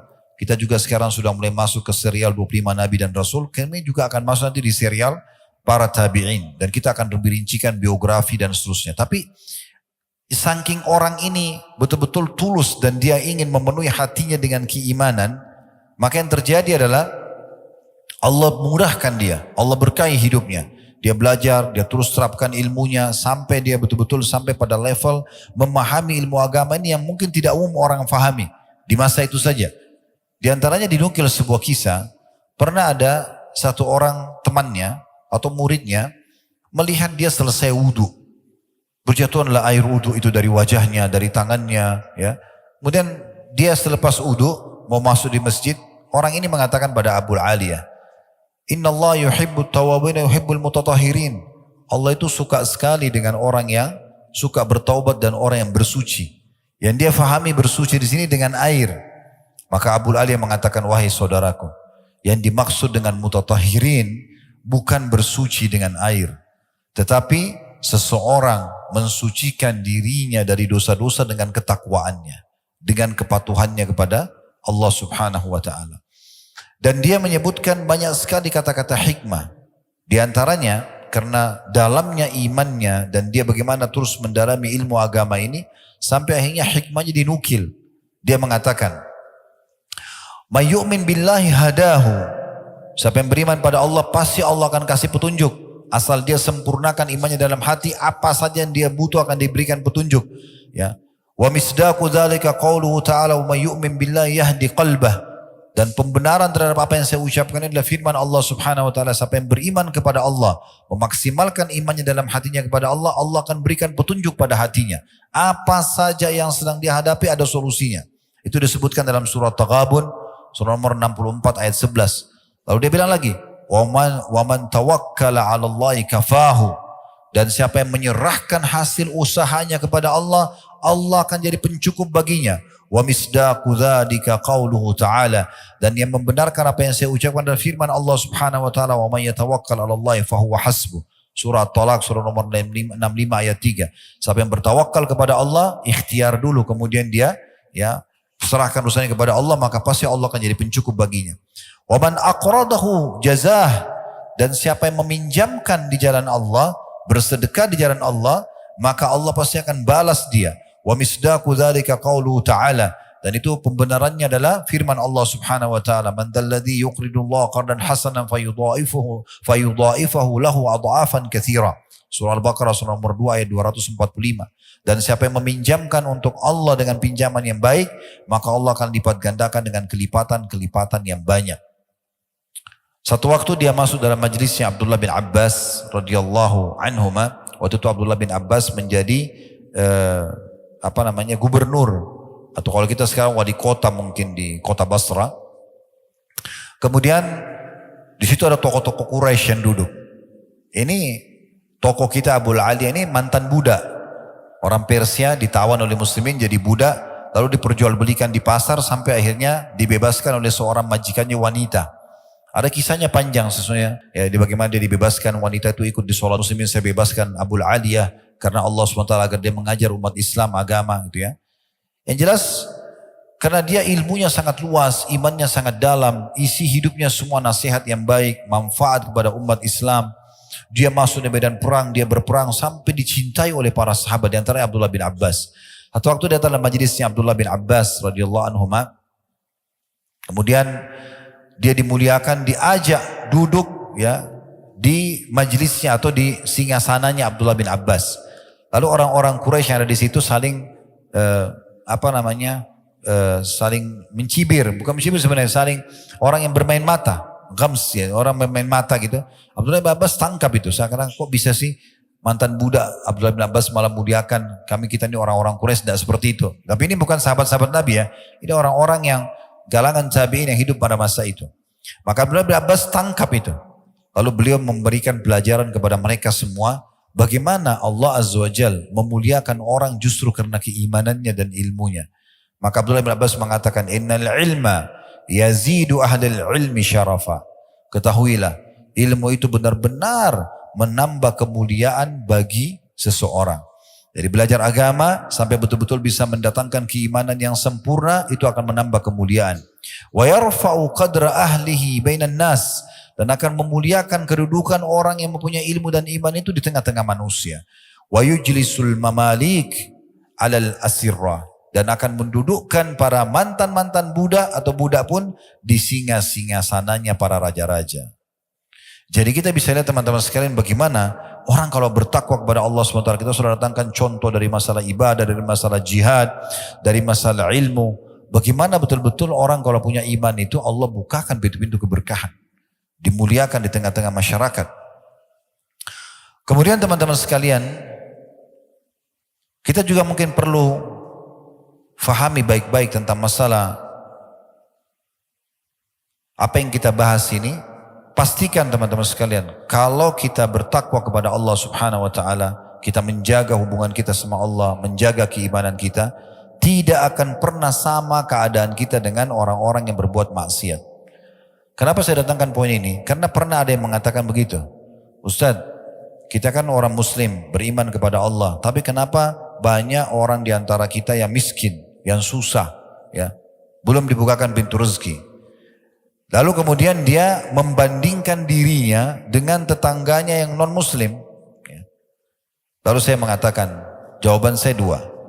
Yang pertama, antum harus fair dan adil. Kalau mau membandingkan antara seorang muslim sama seorang kafir, pertemukan kalau sama jenjangnya.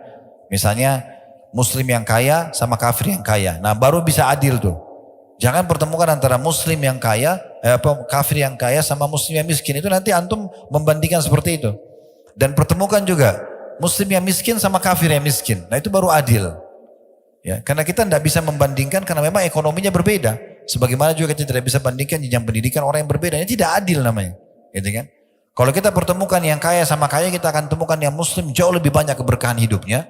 Dan yang miskin juga sama miskin, kita akan temukan si muslim jauh lebih bahagia. Saya pernah kedatangan seorang jemaah kami, kebetulan dia ikut sama travel kami waktu itu umrah, sudah meninggal rahimahullah, beliau dari Lombok, seorang pengusaha waktu itu. Datang ke restoran kami di Jakarta, dia bawa temannya orang Chinese, non muslim, Katolik, partner bisnis dia. Kemudian ngobrol-ngobrol di restoran. Begitulah seperti biasa kalau seorang jemaah ketemu sama ustadz, tanya masalah hukum macam-macam, keluarga, masalah bisnis, masalah segala macam, dan saya jawab. Sementara yang Katolik ini menyaksikan kami berbicara dan diskusi gitu. Setelah selesai teman ini bertanya, rahimahullah beliau sudah meninggal. Tiba-tiba yang Katolik ini mengingatkan saya, dia bilang begini, Ustaz, saya boleh bertanya juga enggak? Saya bilang boleh silakan, tapi saya akan jawab sesuai dengan agama Islam. Dia bilang enggak apa-apa Ustaz, karena apa yang teman saya tanya ini, saya juga alami. Jadi masalah-masalah apa tadi? Masalah penipuan atau masalah hukum-hukum yang bagaimana supaya maju usahanya, harus ada kejujuran, modalnya halal dan segala macam. Bagaimana membahagiakan istri, bagaimana haknya mereka. Sebenarnya saya juga butuh itu. Jadi jangan pikir teman-teman orang-orang kafir itu dalam kondisi, oh mereka tuh kafir tapi mereka enak-enak saja. Perhatikan ini sebuah statement yang menarik ya, yang harus kita fahami baik-baik. Hadis Nabi SAW, hadis ini mulia sekali. Hadis ini diriwayatkan Imam Ahmad dengan sanad sahih. Inna Allah azza wa jalla yu'ti dunya man yuhib wa man la yuhib. Sesungguhnya Allah itu akan memberikan dunia ini kepada siapa yang dicintai dan tidak dicintai. Karena tidak ada nilainya dunia itu. Ya. Kemudian dikatakan wala yu'tid din illa liman ahab. Dalam riwayat lain wala yu'til imana illa liman ahab. Dan dia tidak akan memberikan agama atau iman kecuali kepada siapa yang dicintai. Waman a'tahu Allahu din faqad ahabbah. Dan siapa yang Allah berikan padanya agama Islam ini, maka tentu Allah sudah mencintainya. Jadi jangan sampai salah nih. Ini jawaban yang pertama, gitu kan? Jawaban yang kedua berhubungan dengan masalah ini. Ada hadis Nabi SAW, kalau engkau melihat seseorang sedang melakukan kemaksiatan dan melimpah padanya nikmat Allah, ketahuilah itu adalah istidraj, tahapan siksaan. Ingat teman-teman sekalian, semua umat-umat sebelum kita yang Allah binasakan, kaum Lut, kaum Ad, kaumnya Nabi Hud, kaum Samud, kaumnya Nabi Saleh, ya, kaumnya Nabi Shu'aib, kaum-kaum yang Allah binasakan. Kalau antum baca histori mereka, beberapa hari sebelum mereka meninggal, dihukum oleh Allah, justru nikmat Allah melimpah pada mereka. badannya makin sehat, mereka makin bahagia. Lihat itu orang yang mabuk-mabuk, orang yang berzina, ke diskotik, ngakak-ngakak, tawa-ketawa, bahagia, seakan-akan begitu. Tapi sebenarnya kalau kita kembali kepada sejarah manusia yang Allah hukum, dan itu tidak akan berubah sistem Allah itu. Walan tajida li sunnatillahi tabdila. Kalian tidak akan temukan perubahan dalam peraturan yang Allah tetapkan gitu ya. Itu ternyata tahapan siksaan. Karena Allah pada saat membuat mereka lalai begitu, lalu Allah hukum mereka sekonyong-konyong, langsung tiba-tiba dihukum dan mereka tidak bisa menghindar. Makanya begitu datang siksaan kepada kaum Ad, kaum Samud, mereka tidak bisa melarikan diri. Karena mereka lagi dalam kondisi lalai.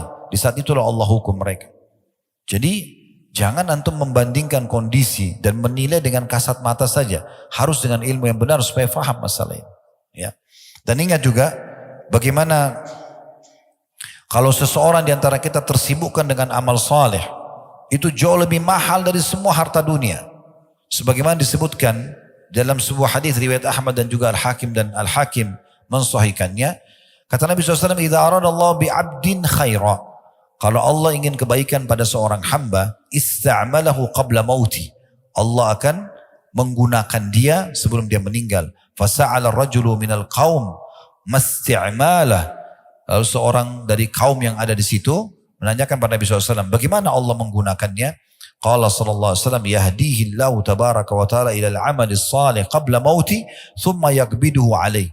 Allah akan berikan dia petunjuk untuk mengerjakan amal saleh, kemudian Allah mewafatkan dia di atas keadaan itu. Jadi orang-orang kafir ditutup dalam kondisi lalai sehingga lebih berat hukuman bagi dia. Orang-orang beriman ditutup dengan amal-amal saleh. Sebagian salaf mengatakan, laisa sya'nu an tuhib. Tidak penting sebenarnya bagaimana kau mencintai. Walakin sya'an an tuhab. Tapi yang penting adalah kau dicintai. Ai laisa an tadhun annaka tuhibbullah. Maksudnya bukan poin adalah kau mengira dirimu kau mencintai Allah. Walakinna sya'anul azim an yuhibbaqallah.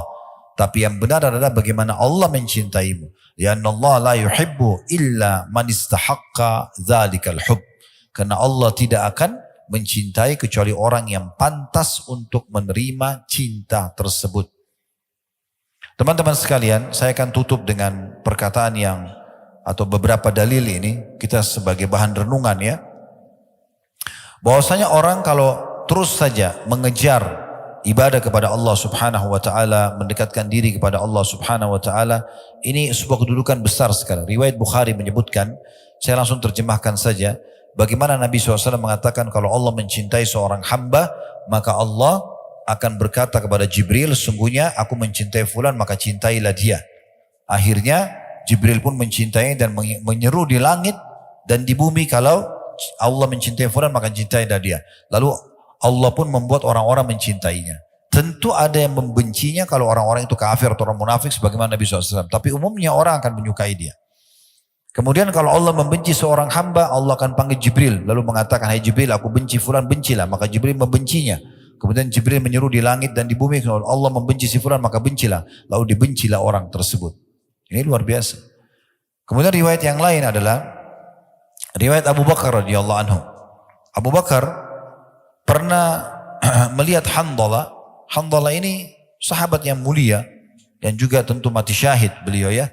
Jenazahnya waktu ditemukan di perang Uhud, ya, Nabi SAW lihat jenazahnya yang terkenal dengan Ghasilul Malaikah, ya, karena beliau menikah hari Jumat, ya, kemudian terjadi interaksi biologis dengan pasangannya selepas subuh hari Sabtu, itu dikumandangkan atau dipanggil perang jihad, perang Uhud, maka dia keluar sebelum dia mandi junub, kemudian dia pergi berperang sampai mati syahid. Nah, pada saat Nabi SAW mengumpulkan jenazah-jenazah, ya, lalu kemudian melihat jenazah Handalah, beliau mengalihkan pandangan matanya. Lalu kata para sahabat, ya Rasulullah, ada apa dengan Handalah? Terjadi sesuatu yang buruk pada beliau? Kata Nabi SAW, tidak. Aku diperlihatkan oleh Allah Subhanahu Wa Taala istrinya dari bidadari surga datang menjemputnya. Dan dalam riwayat lain ada malaikat datang memandikan junub dia. Maka dapat julukan Ghasilul Malaika, atau yang dimandikan oleh para malaikat. Nah, Handalah ini pernah datang di majelis Nabi. Dia dengarkan tentang kematian, tentang surga dan neraka, siksa kubur. Dia nangis terisak-isak sambil pulang dari masjid menuju ke rumahnya. Lewat di depan Abu Bakar. Lalu Abu Bakar tanya, Handalah, ada apa dengan kau? Dia bilang, saya Datang dari majelis Nabi, Nabi ingatkan tentang surga, neraka, kematian, kubur. Saya tersentuh dan saya takut. Lalu kata Abu Bakar, inna lanulki misla hadha. Sungguhnya kami betul-betul juga merasakan ini. Ya. Maka fantolak tu ana wa Abu Bakar. Maka Hanzalah mengatakan saya pun beranjak dengan Abu Bakar menuju ke Nabi SAW. Hatta dakhalna ala Rasulillah SAW. Sampai kami menemui Rasulullah SAW. Qultu nafaka Hanzalah ya Rasulullah. Wahai Rasulullah, Hanzalah sudah jadi munafik. Ya. Maka Nabi SAW mengatakan, wa mazak. Apa sebabnya kau mengatakan itu? Qultu ya Rasulullah, nakunu indaka tuzakkiruna bin nari wal jannah. Hatta ka'anna ra'yal ain. Kami duduk di sisi Anda ingatkan kami tentang surga neraka, sampai kami seakan-akan melihat surga neraka dengan mata kepala kami. Fa idza kharajna min indika, kalau kami sudah keluar dari sisi Anda, kemudian kami mulailah ya, jalasna al-azwaj wal aulad ya. Kami sudah mulai kumpul dengan istri dan anak-anak dan juga harta-harta kami ya. Nasina katsira, kami mulai lupa. Faqala sallallahu alaihi wasallam, maka Nabi SAW mengatakan, walladzi nafsi biyadi, demi zat yang jiwaku dalam genggamannya, maksud demi Allah, in law tadumuna ala ma taqumuna indi, ya. Kalau seandainya kalian coba mempertahankan iman kalian seperti waktu kalian sedang duduk di sisiku, betul-betul yakin itu Allah ada, hati kalian penuh dengan iman, surga seperti depan mata dan ingin mengejarnya dengan amal soleh ke amal soleh yang lain, neraka seperti depan mata sehingga takut sekali berbuat dosa, kalian jaga itu. Kemudian dikatakan oleh Nabi SAW, kalian jaga seperti kalian di sisiku, ya. Lasafahatkumul malaikatu ala furushikum, maka pasti malaikat-malaikat akan datang dan menyalami kalian di ranjang-ranjang kalian, wa fiturukikum, dan di jalan-jalan kalian. Walakin ya Hanzalah sa'atun wa sa'ah. Tapi hai Hanzalah, memang sekali ini dan sekali itu. Maksudnya adalah yang kita ingin titik beratkan teman-teman sekalian di sini, bagaimana Nabi SAW menitik beratkan. Kebanyakan orang fahami hadis ini sebagai penutup ya. Bagaimana orang banyak memahami, oh kata Nabi SAW Hanzalah sesaat-sesaat. Sehingga mereka, saya sering dengar ikhwah bilang gitu ya. Kan ada hadis Hanzalah sesaat-sesaat, maksudnya ya sekali kita tambah iman kita, sekali mungkin kita juga lemah gitu ya. Mereka lupa potongan awal hadis ini. Ini yang harus digarisbawahi. Kata Nabi SAW, bersumpah atas nama Allah, andai saja kalian pertahankan itu, semangat untuk ibadah dengan penuh keyakinan Allah sedang melihat, Allah sedang menilai, mengawasi, dan surga depan mata. Kalau saya mati nih dalam keadaan beribadah, saya akan masuk surga. Kalau saya mati dalam keadaan kafir atau berbuat dosa, akan masuk neraka. Kalau dipertahankan, malaikat akan datang menyalami kalian. Mungkin tidak masuk akal kita. Karena banyak orang tidak masuk di akalnya, dia tidak jadikannya sebagai pegangan. Padahal sebenarnya itu yang Nabi ingin titip pesankan. Kalau kau jaga Hanzalah, malaikat akan datang menyalami kalian. Di jalan-jalan kalian, di ranjang-ranjang kalian. Maksudnya menolong kalian dengan caranya. Salah satu maknanya di sini adalah kalau pernah dengar tentang keutamaan masjid ya. Jadi jangan teman-teman tinggalkan masjid bagaimanapun keadaannya kecuali darurat sekali. Sholatnya terutama ya. Karena kata Nabi SAW dalam hadis yang disahihkan oleh Al-Mundhir dalam Targhib Tarhib beliau dan disahihkan oleh Syekh Albani, bahwasanya masjid itu memiliki pasak-pasak. Itulah para pengunjungnya ya. Kalau mereka sakit, maka malaikat menjenguk mereka. Dan kalau mereka butuh bantuan, malaikat membantunya. Memang tidak nampak depan mata kita malaikat itu. Tapi datang bantuannya.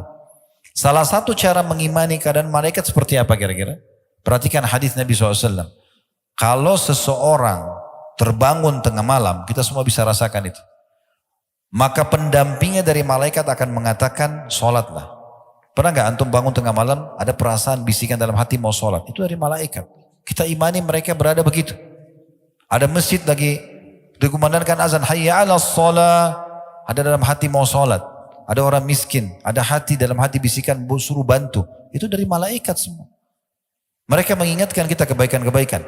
Nanti pendampingnya, qarinnya dari syaitan akan mengatakan tidurlah malam masih panjang. Memang tidak nampak, tapi ada kenyataannya, gitu kan?